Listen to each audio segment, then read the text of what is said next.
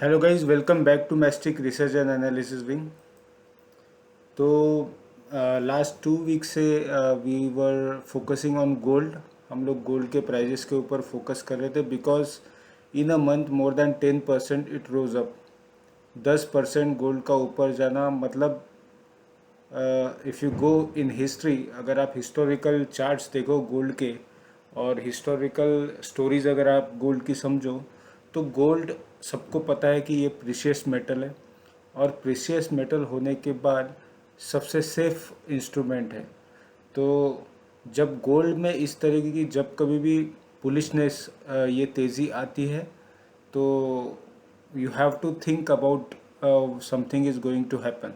मतलब कोई तो स्मार्ट लोग, बिग प्लेयर्स है जिन्हें एडवांस में पता है कि मार्केट में कुछ होने वाला है, जो हमें आज देखने को मिल रहा है। मीन्स वहाँ मार्केट में इतने स्मार्ट लोग बैठे हुए हैं जिन्हें एक महीने पहले से ही पता था कि आज क्या होने वाला है, तो उन्होंने गोल्ड में इन्वेस्टमेंट स्लोली स्लोली स्टार्ट कर दिया था।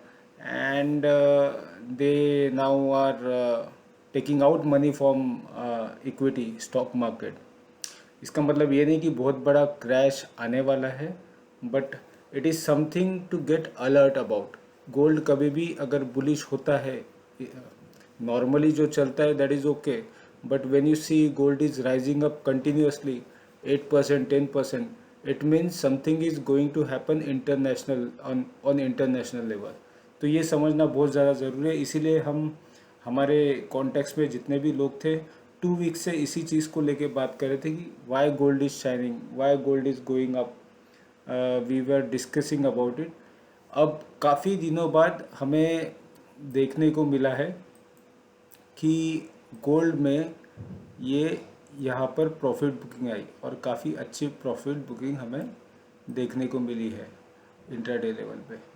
तो देयर आर चांसेस कि we can see retracement of gold up to 69 to 68,000। मतलब अगर ये रिट्रेसमेंट कंटिन्यू होता है तो गोल्ड यहाँ कहीं पर आ सकता है।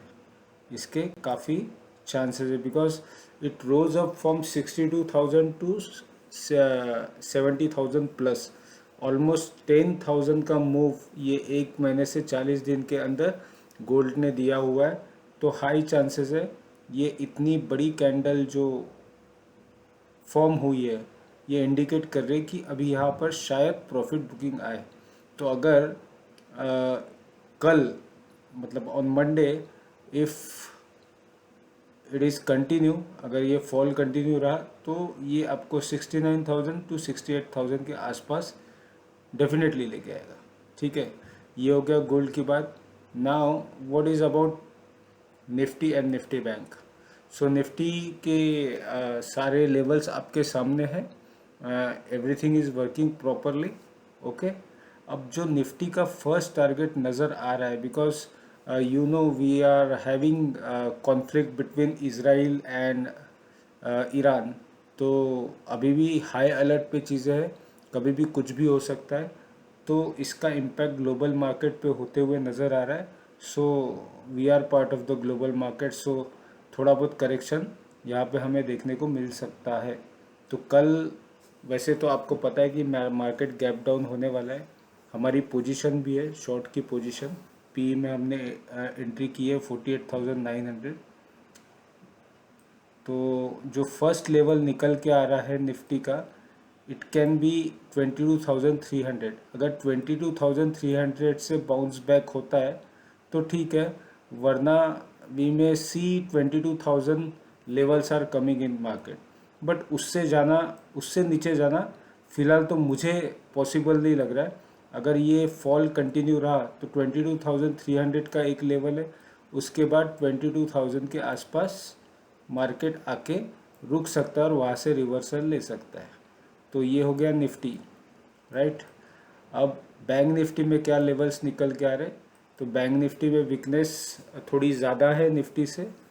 सो फर्स्ट लेवल जो है वो 48,000 का तो इजीली आते हुए नज़र आ ही रहा है।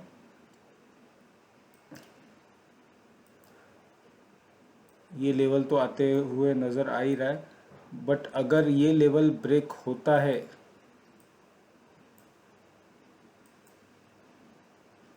एक second,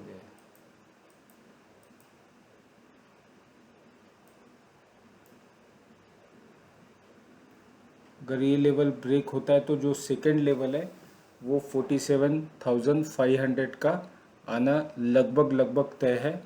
and then if again we see downside level, so maximum level can be breach up to 46,000। 46,000 तक हायर साइड में निफ्टी बैंक में फॉल आ सकता है, बट इट डिपेंड्स कि 47,500 पे क्या प्राइस एक्शन होता है।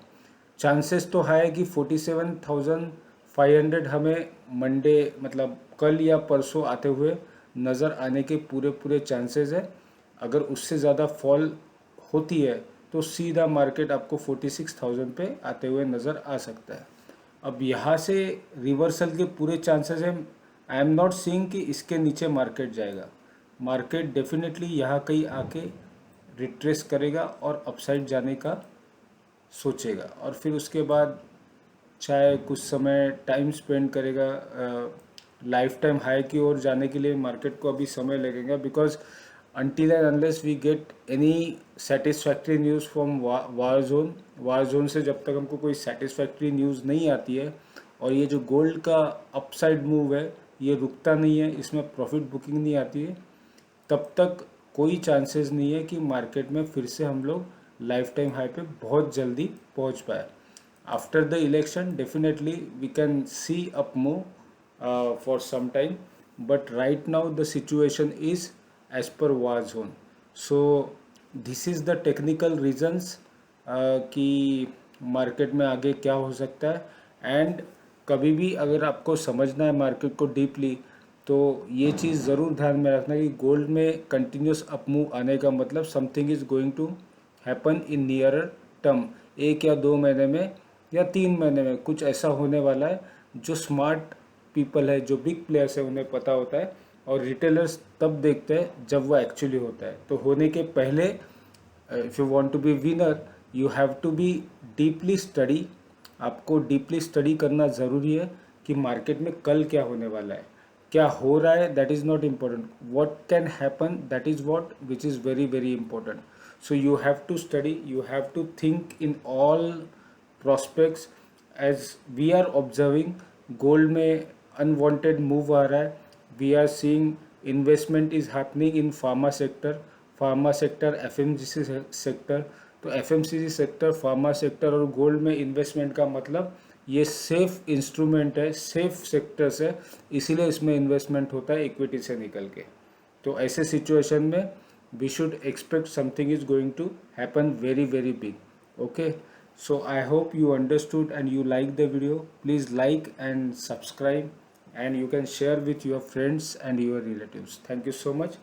Have a great day.